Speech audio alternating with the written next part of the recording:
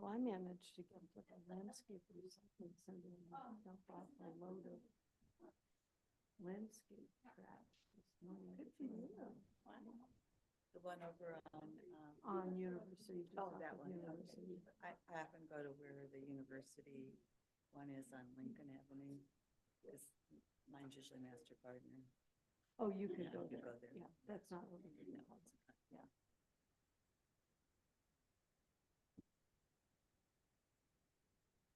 Check it out. Until the end of March. Fine quality mulch. Other ones. Oh, 30. No, it doesn't. That's 30. It's incredibly cheap. Oh, yeah, and it's high quality. Yeah. Oh my gosh. I'm not ready for mulch yet, otherwise I'd go get, I don't Yeah. wanna have it just sitting in. Yeah. Although I could do that. You know, it'll warm up in another 2 weeks, maybe. Yeah. Well, you're best for work. I'm over here, I'm over here.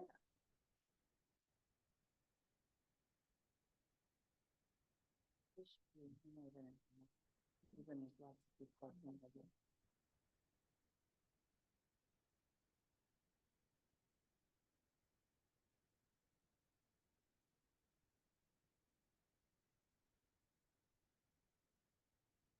Mhm. Been there 10 years. The Riverwalk really is kind of pleasant, Good. except that they had 100 bands playing for the 3 days that I was there, and they didn't stop until What after kind of 10 bands? o'clock. They were all Mexican music, you Oh, know, and mariachi. and it was lovely, but after 9 o'clock, You'd every had kind of enough. difference. You'd had enough. and my hotel room was on the Riverwalk. Okay. So I was like, oh, please. They quit at 10. They quit it. Stephanie, I'll remove your spotlight once you are done doing your roll call. Ouch.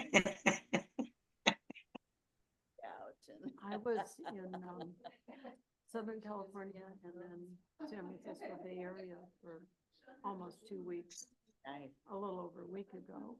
And they're early spring, even in Southern California. I mean, they've got palm trees, Yes. but their deciduous trees weren't that much ahead of us. Okay. Yeah. So I came back and I was like, and then all of our magnolias decided to bloom. and Early they're now. Again, I know. they don't Happens so learn. Year often. after year, they Yeah. do that and they don't learn. What do we have, about 1 out of 5 years, we get the full beautiful. blooming season?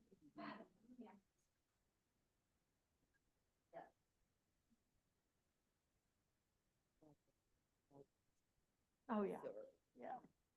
Well, it's officially spring. Yesterday was the equinox. Yep. I thought that was a little early, but I guess it's because of leap year, Yeah. That moves to the 21st. 20th or 21st. But it's because it's leap year. Yeah.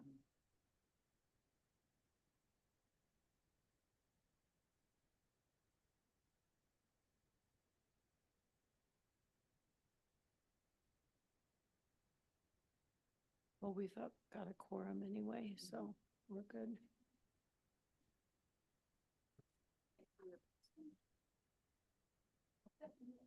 I think you have been the president of this, quite a bit more than you can do now. Right. Look through the material and do that.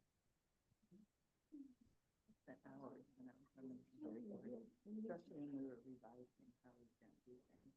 And I thank you very much for that. It was worth it. I thank you because we adopted that here and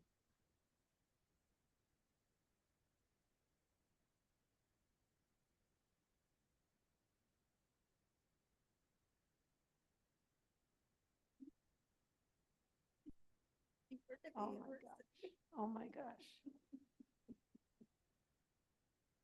Julian used to drive me absolutely nuts. Have you seen him? Is he doing He's anything? doing okay.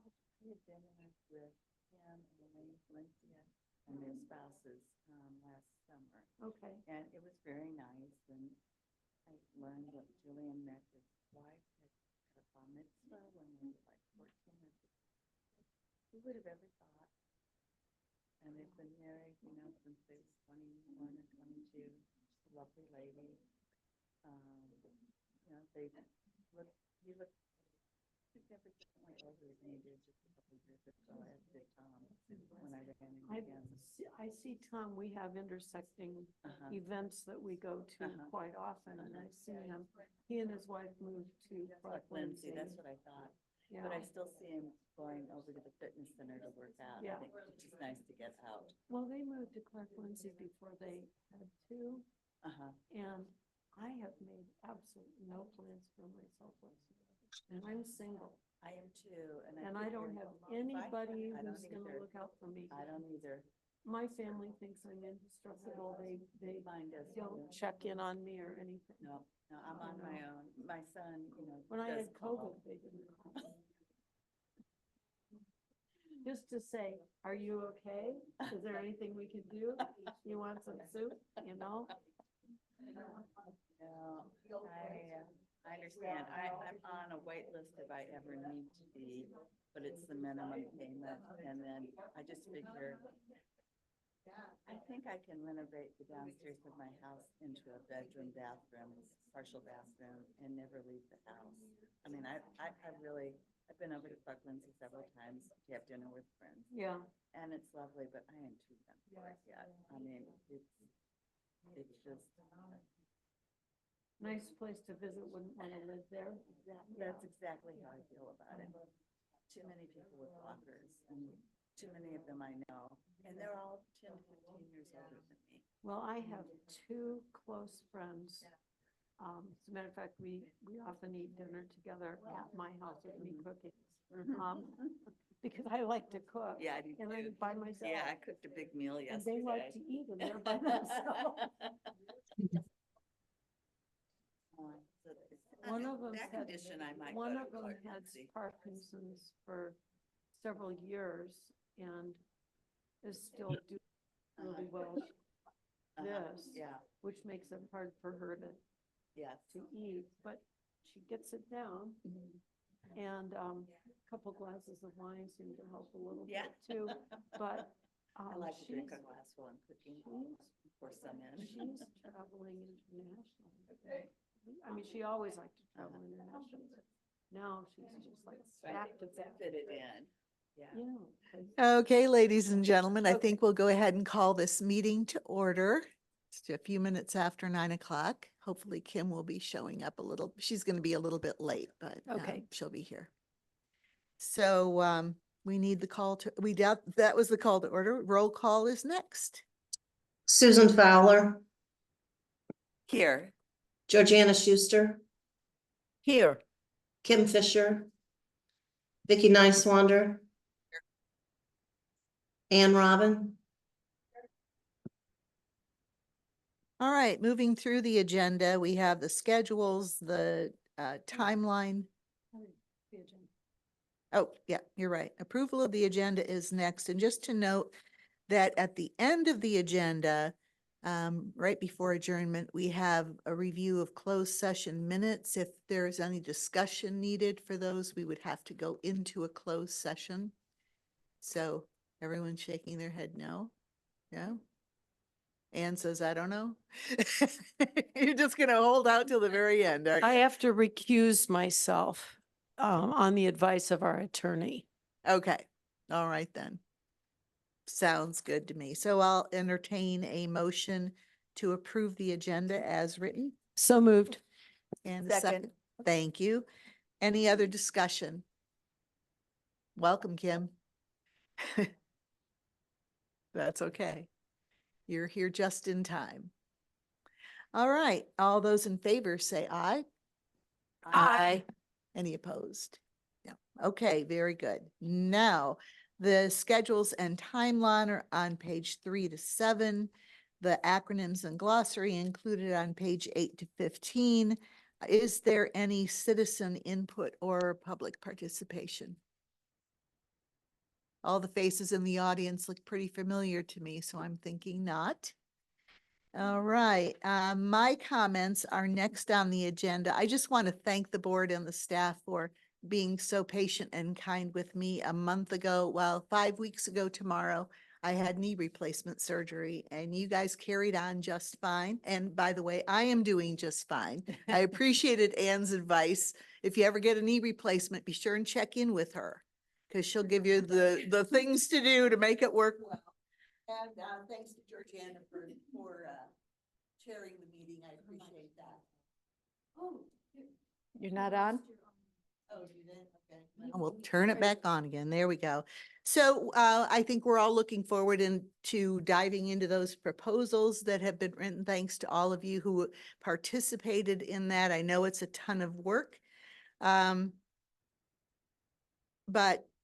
it's much appreciated. And as we dig into the details of the budgets and the staff numbers and all that kind of thing, I just hope we don't lose sight of why we're in the business that we're in. It's about the people that we serve and how do we do something to help improve their lot, whether that's, following their person-centered plans, doing something a little bit more individualized, just making them a bigger part of their communities with all the resources that we all enjoy. How do we make that happen for them? So that's all I have to say. Thank you. It's good to be back. Thanks. And let's see, moving on. Lynn, you're next up. I didn't think about comments. I'm so sorry. I'm just always very concerned about hitting record. So it kind of consumes my mind for at least 24 hours in advance, and then I don't always do it. So I did because Will was here and he said, you better hit record. So, and it is written down, it's step 20 on my list of steps. So for that reason, I'm not ever really prepared to give comments, but I will just take what you said and add a little bit. We are in the middle of going through the applications, and it is there are some very thoughtful applications. It's there are a couple times a year where I feel like we really should celebrate what a special community we live in, that people take the time to write this, that they want to do this. That's huge. Kim Bowdry and I both have some committee involvements at the state and national levels where other counties are trying to figure out what to do about, like, what can they do in the space of, say, DSP bonuses? And we're like, hey, so and other things too. So like, I'm not to say that we're just so far ahead of everyone else, because it's very difficult to do that in this industry, but just to say that the work that is consistently done in this community, maybe even before the Developmental Disabilities Board existed, and maybe this is part of why it exists, is really commendable. And I am happy to live here. So anyway, then there's lots of details, like reading the budgets and finding little things that could be better maybe, or I also have the big question that Susan Fowler posed last month is still with us. We do not know yet how much money we're going to have to spend, and reflecting back, appreciating the quality of these applications, and then reflecting back on the last 4 years when, thanks to, some federal and state infusions, there was more, and also thanks to, unfortunately, the shrinking workforce, there was more money available than there were applications.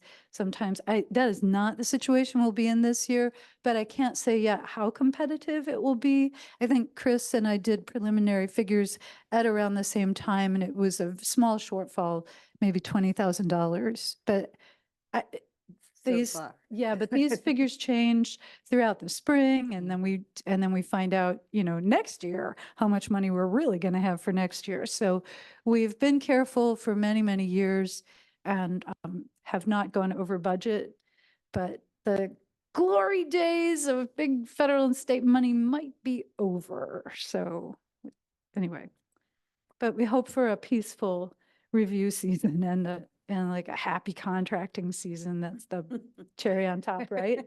So Absolutely. anyway, there's just There's so much more to talk about with Dee Dee's services, but I think I should stop and just be glad I hit record and let you move on. The board packet is full of information, which you may or may not use. It's kind of parked there so that we can use it in the future. We also want the public to be aware of this information.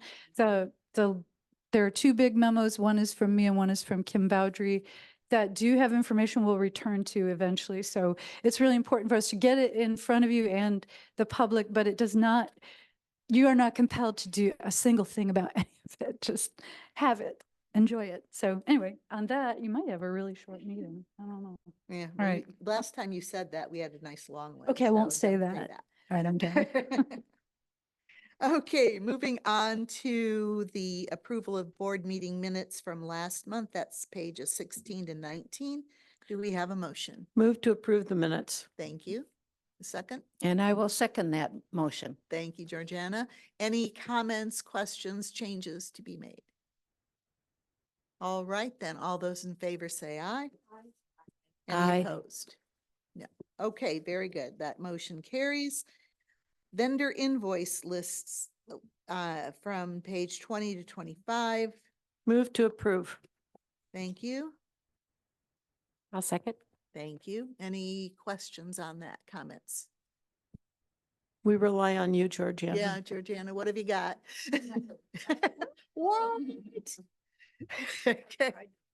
And see, I always forget, on this one, do we need an individual roll call? This is all approved prior. Even though it does have to do with money, it's accepting the way the money's been spent, that the way it's been spent, conforms to what you already approved, which is Okay, when you need the, That's what yeah. I was thinking, but I just want to double check. Okay, all those in favor say aye. Aye. Aye.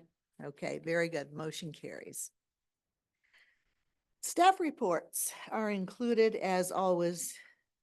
Staff reports are very impressive. Any questions or comments for the staff on this? All right, then, moving on. New business, 2025 funding requests, page 59. I'm not sure where we go with what direction you anticipate going with this. Everyone has their assignments.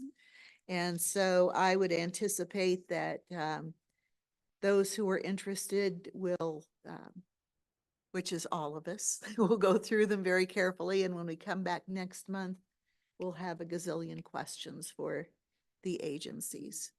I have a question. Will, Okay. will the board, Lynn or Kim send out, the applications to each of us, or the summaries of the applications to each of us that are in charge? Well, we sent all of the applications to all of you, and I can do that again. That's easy. Okay. I'll do that today. Send all applications.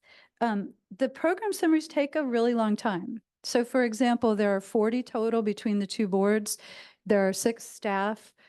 Everybody has a role in them, like some particular things they're looking for and adding to it. My role takes almost an entire day to do for each one. That's 40 days. So we can't get those to you any faster than about a week in advance of that April meeting. So that, what is that, April 8? Maybe that's the eclipse day, and that's the day that we will be taking all of the work that we've put together and putting it into board packet format, at which time we can share them with you individually too, because that might make it easier for you to do your own review. Like if we send just the program summaries that you might be looking at. So, but it's really like I would love to get them to you as we go, but we just everybody's working on them at the same time. We're gonna have a big meeting about them, and then, so I'm so sorry, but we only had, 3 more months in the year to work on I know. all this. and it isn't, we're not really editing what we see. That is part of what's happening, but we're also looking at financial history. So that means rereading audits, or we do take notes on the audits as they come in. So we're going back to those and saying, are there things like internal control is a big deal for a lot of small agencies. So how do we want to say that? Because the agency board typically approves a strategy that the auditor has found. So there's like a lot of information we want to draw into this one document for you, not all of which might be important to you. And right. And then, some of it's historical performance data, also possibly not important to you and sometimes not perfectly aligned with the new application. So there's just if I send them to you and you have feedback, like, this is 2 pages of stuff I don't need to see. I'd love to hear that, but because of the time crunch, I don't think you ever get really a chance to give me that kind of feedback either. I'm sorry. Y'all were good. Well, I think historically, the staff summaries have been very valuable. I would not change them at all. I trust the staff to do a good job with that. And if you just, when you have them available, if you could send them to people electronically, that might give us, instead of having them be in a big batch, and just sending them electronically is fine. Well, our goal for final publication is it April 10, 1 week before the board meeting? And that final publication means the agencies and the public will also be able to see them, but we can't, if we're confident that it's done before that April 8, when we're putting them together, I'll absolutely send you the ones that you're looking at, especially, maybe all of them. You can, because you all, should have access to all. So, okay.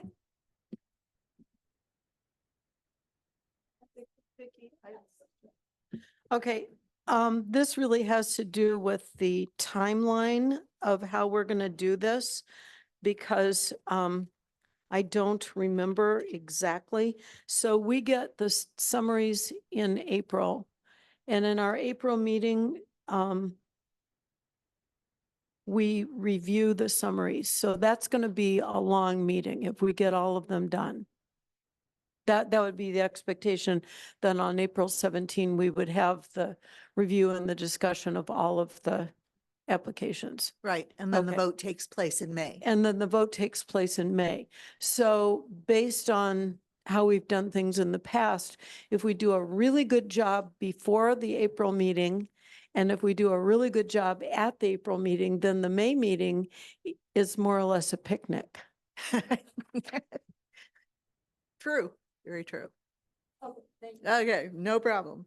Next thing on the agenda, oh, yes, I really do need to pay more attention to people's You're doing hands. great. Just So, speak up.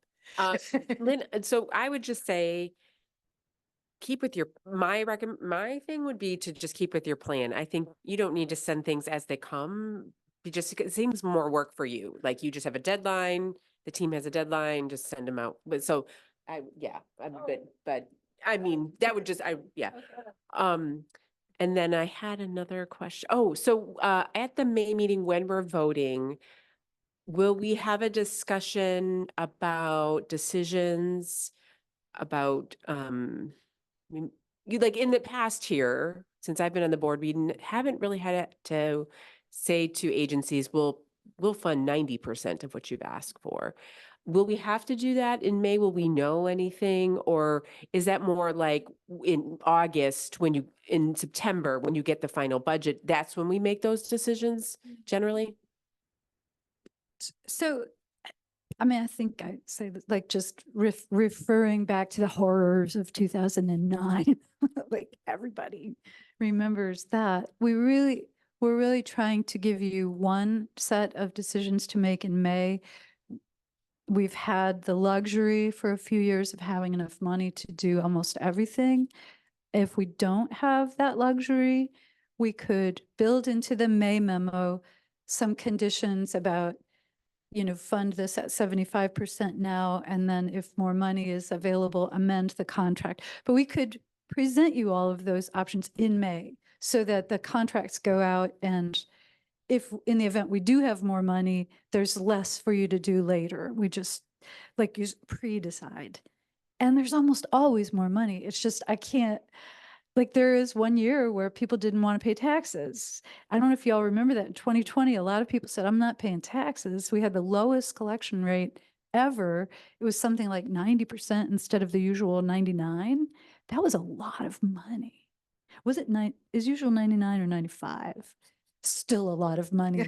Like it could have affected contracts, but we were in a really good financial position ourselves, so it didn't. So does that help? Yes, and just to follow up, so we may need to discuss, like, should we be prepared to discuss saying like, well, I think this program should be funded at 80% versus this other program, 75%.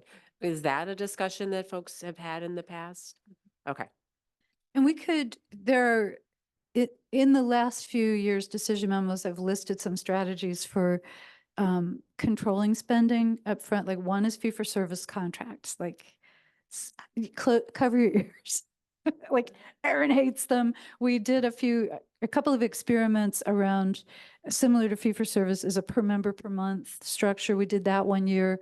It didn't really change anything, but it is a way of controlling upfront costs by making half the year reimbursement based. So that way, if we're running out of money and, we're not going, and if the agencies, so the way things are now is mostly grants, so more money goes out than might be used, which is why at the end of the year, agencies return money to us that wasn't spent. And this is all based on the presumption that it is hard to stay fully staffed. So, you're budgeting and applying for your best case scenario, knowing that it might not happen, and then returning the specific amounts that weren't used for the purposes described.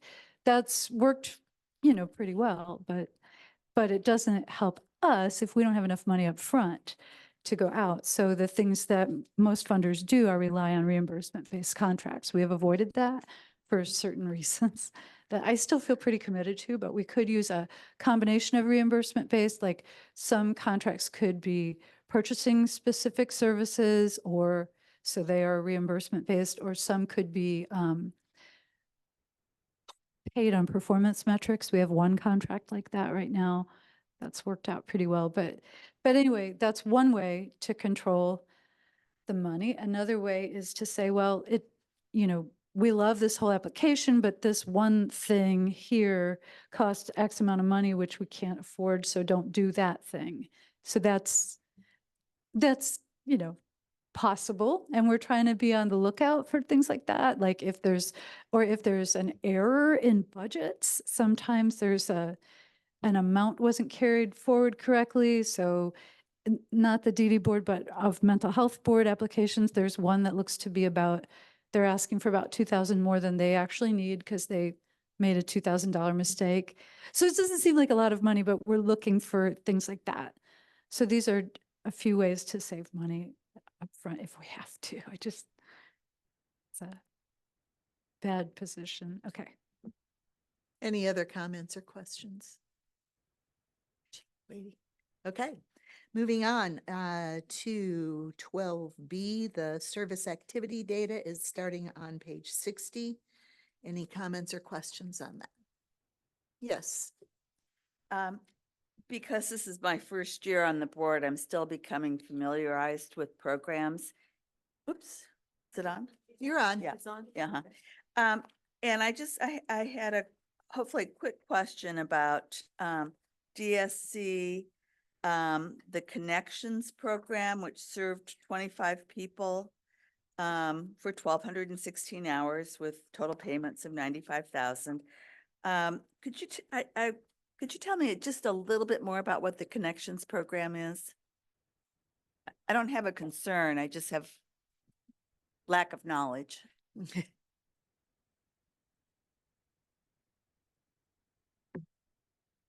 Annette Becker, DSC. Actually, what you're going to hear is what I was going to say for my success story later. So I'll just only make one trip. So, because I might trip if I make too many trips. So Connections is really about helping artists supported by DSC make connections to other artists within the community. And so I'm taking out my Comic-Con comment because that's not Connections. So just to kind of put everything in perspective, so we are going to be a venue for Boneyard Arts Festival. And this year we are having 26 artists display their work. 14 of those, possibly 27, another person we haven't gotten a commitment from. 14 of those 26 are artists supported by DSC. The other 12 are community artists who we're opening our space to. 6 of those 12 from the community identify as having a disability and the other 6 do not. So it truly is the whole art community coming together. So in addition to the groups, there's also that kind of external component. The other thing that we've started being able to do is have artists come in and be able to use the space. And then they will provide a class, at least one class, based on their area of expertise.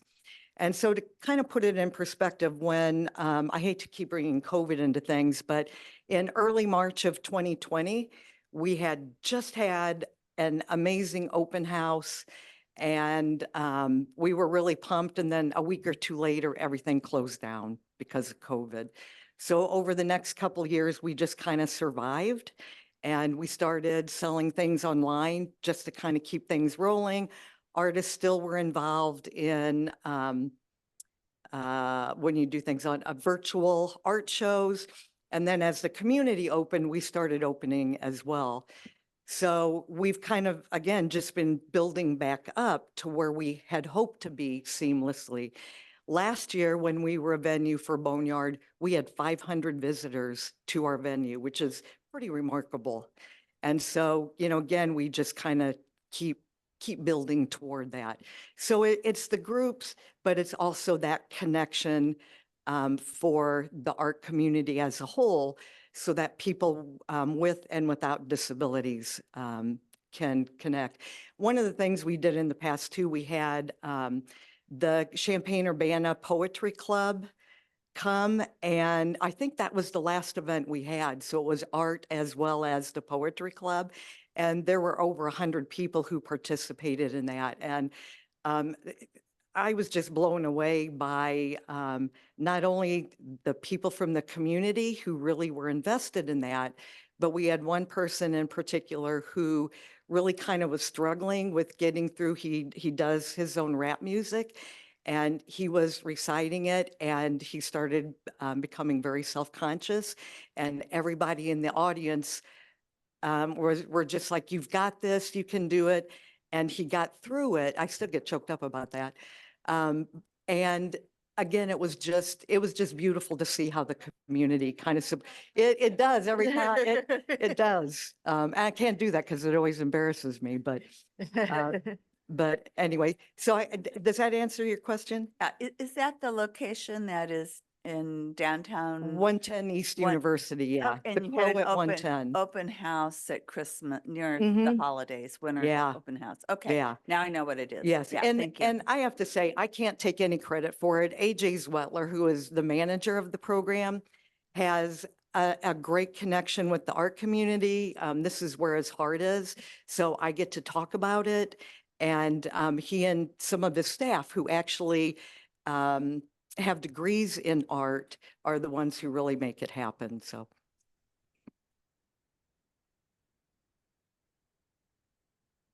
Other comments or questions? All right, then. Moving on to the evaluation capacity building project. Do we have somebody on Zoom to talk about that? Yes, I'm on Zoom here. Let me turn my camera on. Okay. Great. Hi, I'm Dana. Yeah, so I want to give you all an update on the capacity building project here. So we've been making quite a bit of progress. We're meeting with 2 agencies, and currently we're going over their evaluation capacity, and we're working with one agency building a logic model and closely, developing a plan to build the evaluation capacity. We're also planning to hold a follow-up focus group on the group level assessment we did way back in November, just to get a little bit better idea of some action items, and things like that that will be valuable, because we ran out of time in the initial meeting. And then we're also working on our micro trainings, and developing some videos. We have a new, associate director at the Family Resiliency Center who's kind of has a really good background in that. So we're working closely with him as well. And then we're also working on the annual report. So yeah, and that's the update. Thanks. Any questions? All right then, moving on, the Expo report. Do we have these postcards that are mentioned? Do you want postcards? I'd like to have a couple of postcards. I have really bad news for everyone. I took all those postcards and distributed them to county departments Oh, to give okay. to the people they serve. So we don't have any postcards for board members, Kim. Because of Oh, well. me. We'll hit you next month. Okay, that's fine. So- That's in plenty of time. But I need to turn them so they're visually stunning. There we go. So yeah, we've, I think the expo is so big and has so much history here that we all know a lot about it and have views about it. In my view, the fact that we know the date and the location this early in the year is a blessing. It could allow us to not spend enormous amounts of time trying to figure all that out. Just, ease into it. Kim and I both have been hopeful for a greater focus on the core, which is people with developmental disabilities. Not exactly sure how to do that, but y'all work with some pretty amazing self-advocates, so we might be seeking their input. So, just we're in the really very early planning stages, but we have the pretty postcards. We're having a very difficult conversation about sponsorship because the people who put the expo together feel they're taking the financial responsibility very seriously and they want to raise as much money as possible. And they're spending a lot of time trying to figure out how to attract more big business sponsors, which I'm not sure that matches with the core mission. I'm not sure I'm as worried about it as they are, but bless their hearts for taking it seriously and putting energy into that. So we're having a difficult conversation right now about just how much to offer corporate or business sponsors, and does that detract from the experience for Champaign County residents who have developmental disabilities or other disabilities? Just, it's a fine line, I think. We want it all to be supportive, right? So- Yeah, and I don't think it's just the Disability Resource Expo that's experiencing that lack of corporate support. Many events in town are experiencing exactly the same thing because businesses took a hit through COVID and now they are trying to recover from that. So certainly not the fault of the organizers of the expo, that's for sure. Any other thoughts or comments there? All right, then, man, we are just zooming through this agenda. Successes and other agency information is next.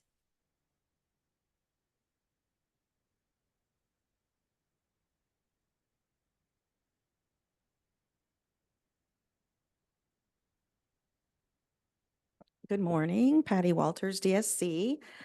Just a couple of things, mostly FYIs, save the dates kind of things. One, TPC has their event coming up on Thursday, April 18th. DSC has several people participating in that. And the agenda and the plans for the day look really great. I think there's kind of a range of post-secondary educational opportunities with some of the agency providers and what they do. I think it's going to be really well represented with DSC, Community Choices, ISC. So that's coming up on April 18th. And then the ABLE informational meeting that I mentioned last month, just kind of a save the date. I meant to bring my phone up here so that I could refer to it. And that is May 13th. It's going to be at the library next month, and I can give it to you as soon as it's available. I guess staff can share with the board. It's a Monday evening from 6:30 to 7:30. It's a hybrid model, so we have the library reserved, and representation will be through Zoom with some ability to field questions on the spot and support people that are there in person. They are not doing it in person right now, but we didn't want to delay until they're ready to do that. Wanted to get this information out and we can always repeat it. Yes, ma'am. Patty, could you say what TPC is? Oh, yeah, And is Transition Planning Able, the Committee. Able account, I'm sorry, go back. Transitional Planning Committee.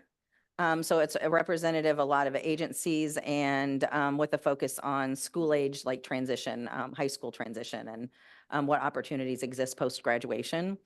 And then Able, is that the Able accounts? It is. Okay. So the ABLE informational meeting, we're working with the treasurer's office. That's who's going to be kind of the hosting, providing the information online for us. There'll be the ability for people to participate from home, but we're hoping to have, a good group on site to help with that, to make that successful. So I will have formal flyers in the next week or so and really kind of start doing more to promote the event with some outreach. We've got the person that does intake for DSC is giving me school contacts, and we just want to kind of open it up to everyone. We'll use, CU Able's Facebook page and our website and, e-newsletters and different modes to kind of promote the event. And I think we have the ability to have 80 people in person. So hoping for a good turnout. I think there's lots of interest. And I think one kind of demographic that's left out of that sometimes is the really parents with young children, to really get them involved in learning more about it, whether it's relevant in the moment for them or not, but just to kind of start the narrative. So I think we have a really good opportunity to see people with kids of all ages that might be able to benefit from those accounts. So that is, again, May 13th. And then the last thing that I was going to mention is, I don't know who in the room has heard about Team NOAA. So part of the Christie Clinic Illinois Marathon, there's a 5K on Friday evening, and there is an effort to really increase participation through Team NOAA. NOAA is a young man that passed away a few years ago, right as COVID hit, had some significant disabilities, and his parents had initiated a Team NOAA with an intent to really promote people with disabilities being active and just, draw attention to the disability community. This year, they're offering to sponsor and pay for individuals that want to participate in that and a support person.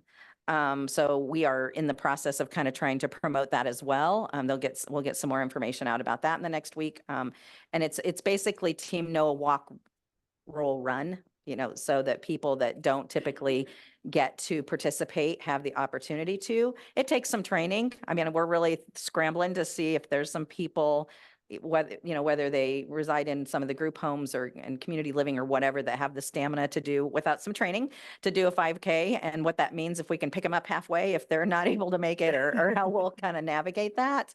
But want people to be able to participate, and it's free to represent Team NOAA. So that's a really cool thing that we're trying to help solicit and get some people involved in.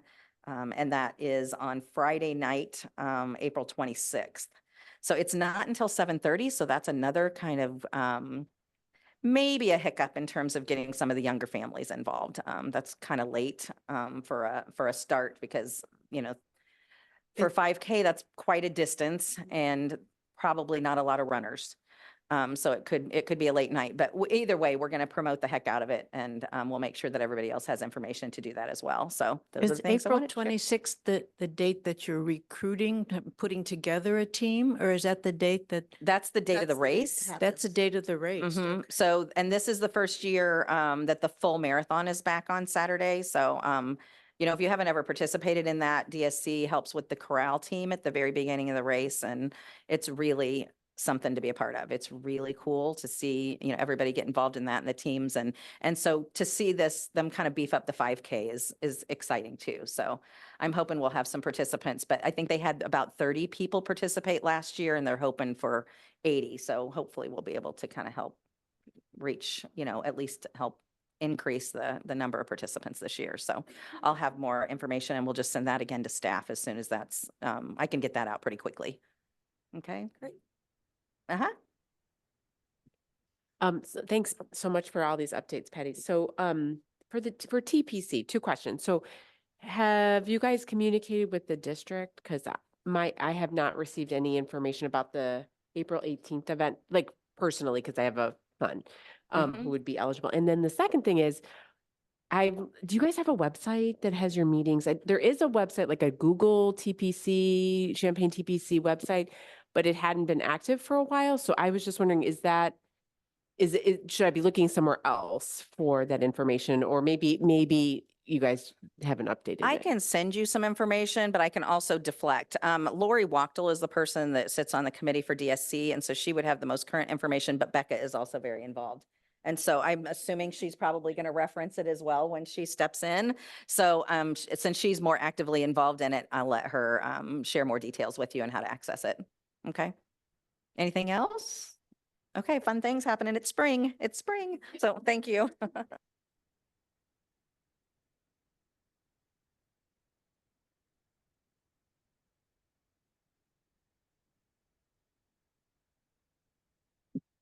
Oh, sorry. Becca from Community Choices. In answer to your question, they do have a website. I don't know how up to date it is, and I'm happy to add you to the, or actually ask Joe Pittenger, who's the new kind of chairperson. So the committee has gone through actually like a pretty big transition starting this year with, well, last year and this year with Jim Mayer. He used to be very involved with running it, and he's kind of retired and stepped away a bit more. Joe Pittenger has come in, and I believe Annie Bruno, who has worked many places and is currently with the Arc of Illinois, are the two sort of co-chairs of that. In terms of the transition event, it's called Getting Ready for the Real World Student Retreat. We're calling it a retreat this year. We tried to kind of give it a different just kind of a different structure and a different energy. The way that not reservations, but the registrations are going is they're going through the school. So yeah, so if you're in Champaign County, it should have gone to your student's teacher. So we had a meeting yesterday afternoon, and we've got, I think, 120 some kids registered at this point. There's a couple schools that we hadn't heard from, and so that's kind of on the agenda for the rest of this week and next week to reach out to them and make sure that they are coming if they would like to come. But yeah, it's going to be, we're pretty excited. We've got a lot of sort of fun, energetic things happening and hopefully some really good information that's a little bit more targeted to what students might want. So we've got folks from the U of I who are coming. We have kind of two different I guess tracks, if you want to say, talking about some educational opportunities. Parkland is going to be there, I believe. We have the Housing Authority coming to talk about sort of tenant rights, what to look for in terms of like, you know, what things you need to think about when you're getting your first apartment, as well as what sort of programs and services might be available to a young person who maybe doesn't have the money to afford an apartment on their own. Obviously, getting a voucher is like, it's not just like, here you go. But helping kids sort of understand that there are resources out there that they can sort of access when they get to that point in their life if they need it, I think is one of sort of the underlying kind of themes of the event. Yeah, so school, what is the third thing? Employment. Yeah, I'm like totally blanking on who's going to do the other employment thing. So, but yeah, no, we're pretty excited about it. But if you don't, and then in terms of the regular meetings, there's actually a meeting on Friday it's at 1 or 1:30, and it's at the Douglas Branch Library in Champaign. We've been meeting there for this past sort of, fiscal year, and that's been working really well. So we've been getting a pretty good turnout. So, and then I'll just talk briefly, just a couple things going on with Community Choices. I've mentioned it a few times, sort of in the lead up, but this week we are actually sort of like launching our participation in this international research project through Queen's University in Canada. And their sort of head researcher, Dr. Heather Aldersley, is going to be here in like an hour to join us. And we have a big sort of meeting and sort of discussion planned with all of our members. that we're really excited about. And so it actually, we've gotten a lot more RSVPs than I realized. So hopefully everybody fits. So that's pretty exciting. And we're gearing up for that this week. One of the other things that we're really excited about is we're going to be presenting at the art conference I think it's in Bloomington, and I think it's May 8th, early May. Sort of from our Connect department, talking specifically about our sort of the newer structure that we've been using called community coaching, where we're using kind of a sort of a time limited sort of structured approach to helping people build skills or make connections into the community. And so we're excited to do that. So if you're at the conference, I think it's going to be a hybrid event if I'm not, so it might be easy to attend.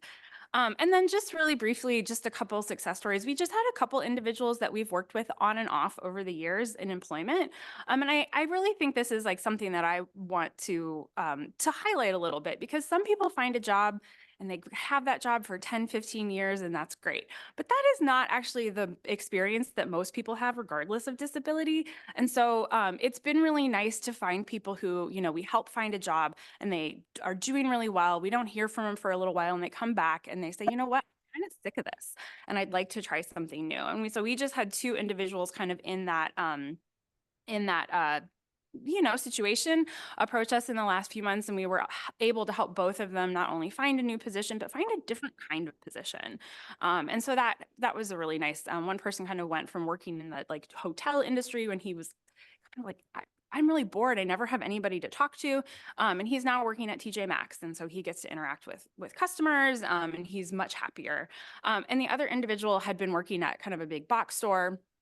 And he was like, yeah, it's kind of fine. I do pretty much whatever. And we found a couple different opportunities for him. And one of them was actually at the park district doing some grounds work. And he was like, oh my God, to be outside and like getting to sort of like move around and not be just kind of like, hunkered down in a building was something that he was really excited about too. And so yeah. So that I think, those are sort of like those little small successes. And one of the things that we really want to be able to do with people when we support them in employment is say like, hey, this doesn't have to be like, okay, you've made your employment goal and we never see you again. Like if you come back to us, we're really happy to see that too. So thanks.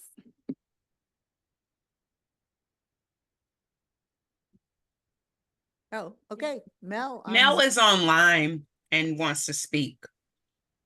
Yeah, go. Good morning, everybody. I hope you guys could hear me. Just a few things that I want to share. One of our biggest exciting news is Pace has just moved. We are now at Lincoln Square Mall, 2nd floor, suite 211. So if you're going to the southeast entrance, you can take the elevator and we are immediately at the 2nd floor. So if you are looking for us, we have a different location. We're hoping to share a flyer pretty soon to let everyone know that we have moved. But that one is our pretty exciting news. I guess I'll just piggyback on what Patty said. PACE is a running charity partner at the Illinois Marathon. So we're kind of like involved in the groundwork. We have, as I said, there's a lot of things that's going good with Illinois. It's our first time and stuff. So, but a lot of people with disability are participating. Well, actually in being a charity riding partner, we actually have a group for the low vision program that we have. And then we also have one that is for the deaf community as a team. So I'm encouraging everybody, if anyone want to create a team for, for a certain disability and stuff, feel free to connect with PACE, because we would love for you to join with us and stuff as a charity running partner. Few of us are participating actively at the 5K. Some of our consumers are participating in NOAA. I do have to say, that was one of my concerns, that it possibly have problems with the 5K, but we are reassured in our monthly meeting as a charity running partner. It's through.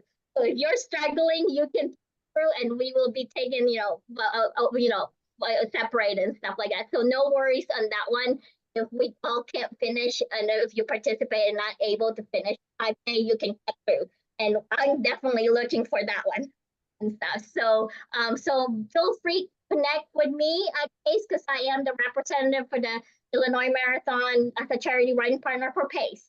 we are still looking for volunteers. So if anyone wants to get involved, please feel free to contact me. I could share with you the link. Because again, it's coming up pretty soon next month. So I urge everyone who wants to get involved, please volunteer to make that a successful event. A few things that I want to share beside us moving is we also, for our youth transition program here at PACE, we are going to start our teen night. There will be free pizza sponsored by Jets. So if anyone wants to hang out with us on the 27th for teen night, I will definitely share out a flyer, but we will have our first event on that one for teen night here at a new location. We also partner up with U of I Extension, and we will have a series of cooking class here at PACE. The good thing about us, you get to take home what you have prepared, so you can you can have what you prepared for dinner. So if you are interested of joining us on our cooking class, please don't hesitate to give us a call here at PACE. But also, I will be sending out flyers for that. But also, last thing is that we are also in the expo for the Illinois Marathon, hoping for our outreach to share our program. Also hoping for recruitment for the personal support worker for PACE and stuff. So we are involved in their expo, which is Thursday night and all day Friday is the expo for the Illinois Marathon, and the great opportunity possibly connect with a lot of athletes that's picking up their bibs and able to kind of let them know about our program. So that's all I have my update for PACE. Thank you for the time. Thank you, Melda. Anybody else have any comments to make? This has all been very helpful. My favorite part of the meeting, actually. Do we have a Comic Con update? No? It's okay, and I'll ask you afterward. That's just.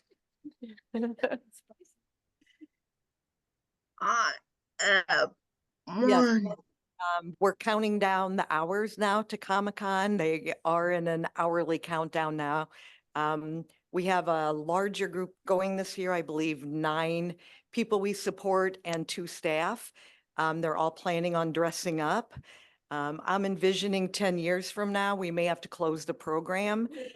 So that, because we just didn't have capacity to send more than 9 people, but this is like Christmas and Halloween and every other big event rolled into one. So look forward to reports, and I've asked for a lot of pictures. So yeah. I was going to say pictures would be a great idea. Yes. And if you ever want to go along, Kim, I think you would have a great time. Where is Comic-Con? It's in Indianapolis. Okay, so not too far. No. Yeah. No, it's perfect. Yeah. It's a road trip, which is always fun, but it's not a too long road trip. Yeah. Very good.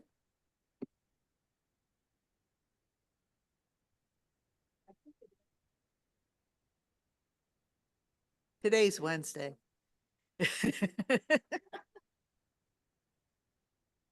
Okay. Paula has her hand raised online. Something similar just last year, and fortunately. Yes, it's part of Champaign. I just want to say we had one success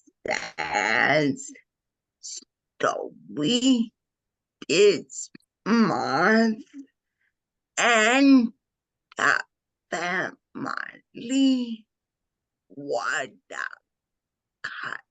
accustomed to volunteer some way. So I say, why not have the customer come to pay? So the customer go to start come in to pace in April. I wanted to make sure we all can move in. People, she comes, she goes to start to in some people threaten for us. So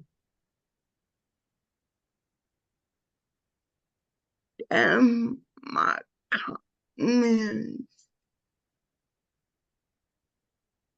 All right. Thank you so much. Any questions for Paula? Congratulations on that move.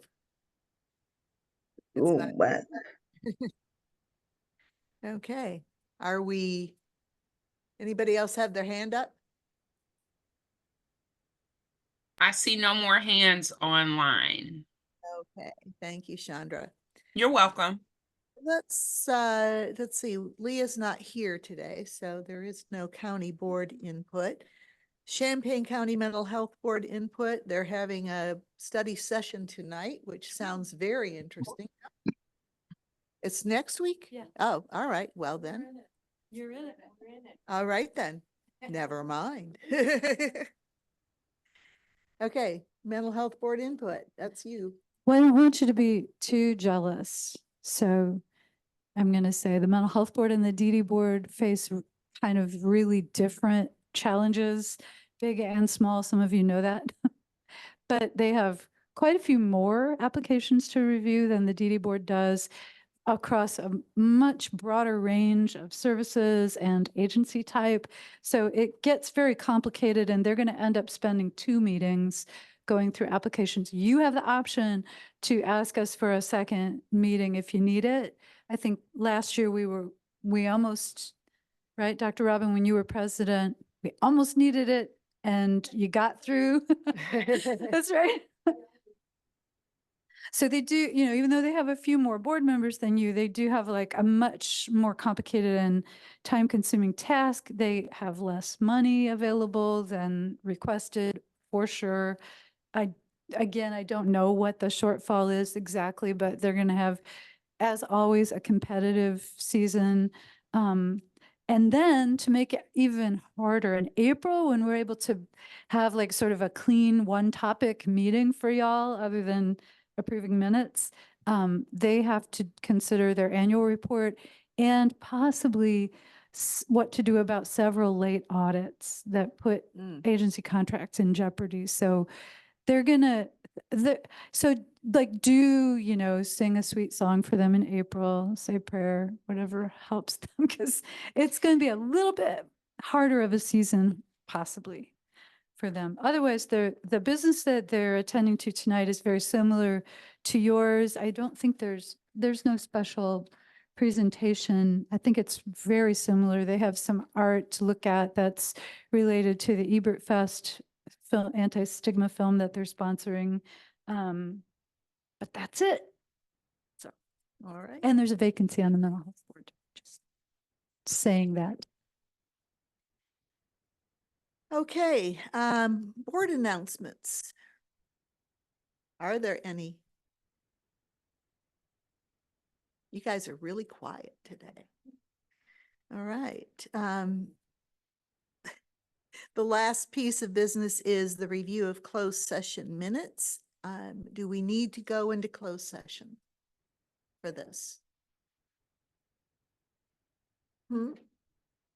If somebody has discussion that they want to open up, then we would need to go into closed session for that. If not, then we'll just take a up or down vote, I suppose. And anybody want to make a motion to approve maintaining the closed minutes? Do we have to read that? Well, no, go to the bottom because there's a special request. Yeah, at the bottom. At this? This one. Oh, okay, I see. Okay. So the motion is at the bottom of that several paragraph description. Anybody want to make that motion? That the, once the, Motion to accept the February 19th, 2020? Yes. yes, I'd like to make the motion to accept the February 19th, 2020, February 26th, 2020, and February 23rd, 2022 closed session minutes as presented, to continue maintaining them as closed, and to destroy the recordings of the meetings. And we'll need a second. I will second that. This Okay. Georgiana. All right. All those in favor say aye. Aye. Aye. In that case.